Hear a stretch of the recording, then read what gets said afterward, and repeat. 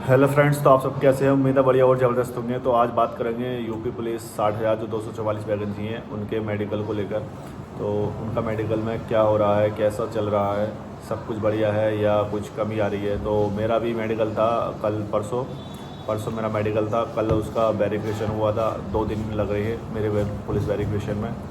तो बात करेंगे क्या क्या हो रहा है अंदर, कैसे चेक कर रहे हैं सारी चीज़ें। तो मैं बता दूं मेरा मेडिकल कैसा हुआ, शुरू से लेके आखिर तक बताऊंगा सारा प्रोसेस क्या क्या हुआ मेरे साथ। तो सबसे पहले हम यहाँ से गए लगभग 8 बजे करीब। 8 बजे की एंट्री थी, तो 8 बजे से पहले पहुँच गया था मैं लगभग 15-20 मिनट। तो एंट्री करी हमने 8 बजे के करीब। तो उन्होंने सबसे पहले हमारा बुलावा पत्र लिया, बुलावा पत्र चेक किया, और बुलावा पत्र के बाद मेरा आधार कार्ड देखा, दोनों चीज़ें नाम पूछ के उन्होंने डेट ऑफ बर्थ वगैरह पूछी और अंदर जाने दिया। फिर हम अंदर पहुँचे तो अंदर जो थे लड़के को मतलब क्रम वाइज बैठा रहा था, नीचे बैठा दिया था सबको। लगभग 5-10 मिनट हम ऐसे ही बैठे रहे। फिर उसके बाद जो थे वो आए और उन्होंने फॉर्म दिया। वो फॉर्म भरना था। उसमें फॉर्म में पहले तो अटेंडेंस वाला फॉर्म दिया उन्होंने। उसमें अपना नाम और रोल नंबर वगैरह लिखना था, और बस यही था उसमें। और फिर उसके बाद उन्होंने एक फॉर्म और दिया था, वो फॉर्म और भरा। फिर उसके बाद जो था हमें क्रम वाइज बैठा दिया, अपना चेस्ट नंबर दिया, चेस्ट नंबर लगाकर उन्होंने हमें क्रम वाइज बैठा दिया। तो उसके बाद फिर काफ़ी टाइम हो गया बैठे बैठे। फिर जो था अंदर एक हमें बाहर बैठा रखा था, अंदर सारा प्रोसेस चल रहा था।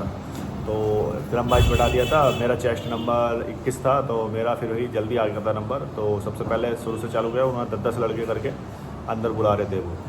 तो अंदर करके सारे कपड़े उतरवा दिए थे उन्होंने। पर अंडरवियर में थे हम सारे लड़के, और अंडरवेयर में बैठे रहे काफ़ी टाइम। बाकी 10 लड़के अंदर गए, फिर 10 लड़के फिर गए, फिर तीसरा नंबर मेरा आया। तो अंदर क्या क्या चेक हुआ और किस तरह से चेक कर रहे हैं वो सब बताऊंगा मैं।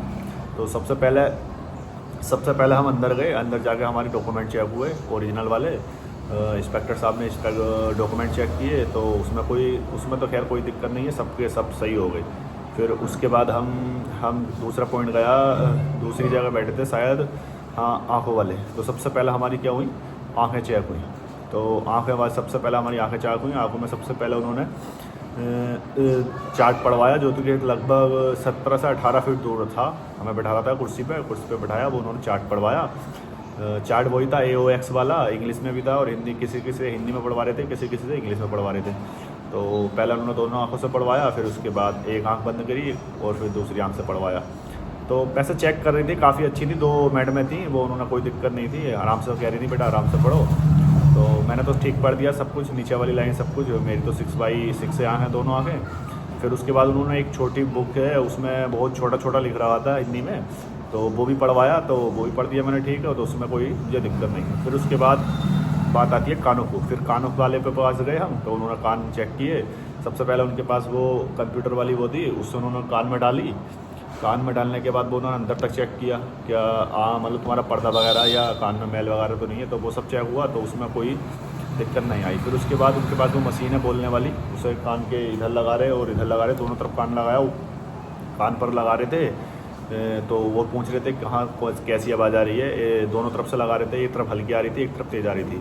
बोला आ रही है आवाज़, मैंने कहा हाँ आ रही है। तो फिर उसके बाद उन्होंने दूसरी तरफ से लगा, बोले आ रही है, मैंने हाँ सर आ रही है, हल्की आ रही है। फिर बाद में पूछा कौन सी अच्छी आ रही है आवाज़, मैंने सर ऊपर वाली अच्छी आ रही है। बोले ठीक है जाओ।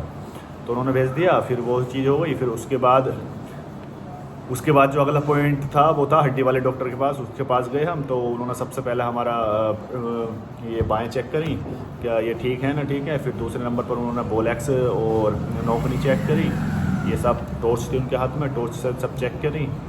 फिर उसके बाद जो थे वो एक तरफ खड़ा कर दिया, हमें काफ़ी टाइम खड़े रहे। फिर उसके बाद फिर हमें दूसरी तरफ ले गए।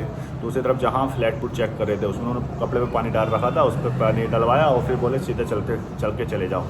तो फिर उस पर हम सीधे चल के गए। उन्होंने फिर फ्लैट वगैरह चेक कर लिए, किसी को कोई दिक्कत नहीं थी। लगभग हम 30 लड़के साथ चल रहे थे, किसी को कोई दिक्कत नहीं। तो फिर उधर से उन्होंने बोला एक सीधी लाइन खींची थी, उस पर चलवाया इस तरह से जो चलते हैं, लगभग एक पैर का आगे करके और दूसरे पैर को आगे करके। तो उन्होंने बताया, मतलब वो देखना चाह रहे थे बैलेंस कैसा है लड़कों का।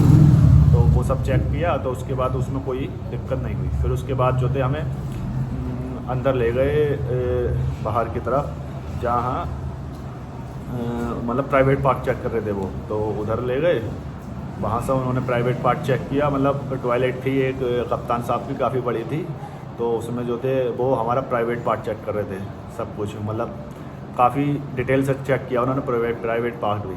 बहुत सारे सेंटरों पर जो कि प्राइवेट पार्ट जो है चेक नहीं हो रहा, लेकिन हमारे सेंटर पर प्राइवेट पार्ट चेक हुआ। मैं बात करूँ, हमारा सेंटर था मुरादाबाद, जनपद मुरादाबाद में, पुलिस लाइन में ही था, तो बाकी सब ठीक हो गया। लेकिन उसमें जो था सब, ये लास्ट पॉइंट था, उसके बाद जो थे हमें बाहर भेज दिया जाए, बोलो बाहर बैठो।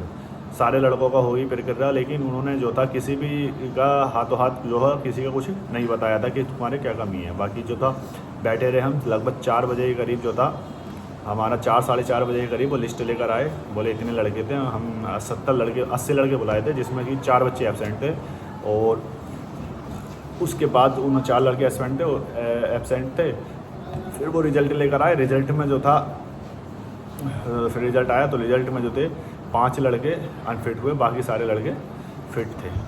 और लगभग मैं बता दूं तुम्हें अंदर की बात, लगभग 8 से 10 लड़के जो थे वो थोड़े जुगाड़बाजी से हुआ था उनका, लेकिन वो जुगाड़बाजी से हुआ था उनका 8 से 10 लड़कों का, बाकी जो थे सारे लड़के ठीक थे। तो ये रहा था सारा प्रोसेस, मैंने तुम्हें बता दिया।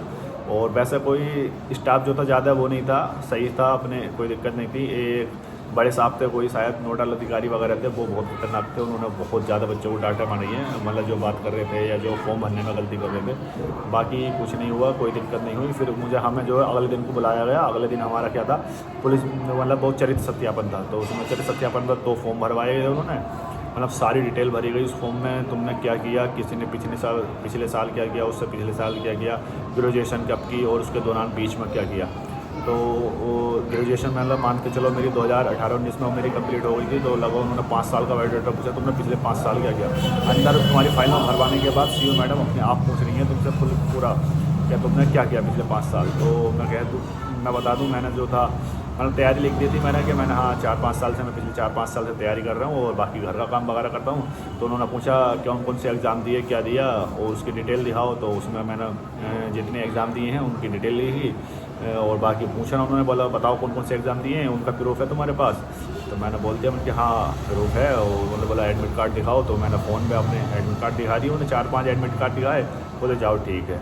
बाकी पूरी वो हो गई उनकी फ़ाइल कंप्लीट हो गई, तो बोले अब जाओ तुम घर जा सकते हो। तो इस तरह से जो था पूरे 2 दिन हमारे लगे। पहले दिन भी हम लगभग 5 बजे पुलिस लाइन से निकले और दूसरे दिन लगभग मैं 7 बजे के करीब, रात को 7 बजे के करीब पुलिस लाइन से निकला। तो बहुत टाइम लग रहा है, बाकी सब जो था ठीक रहा। तो आप सबका भी अगर जिसका हो तो वो ये सारी बातों का ध्यान रखें। और ठीक है, धन्यवाद।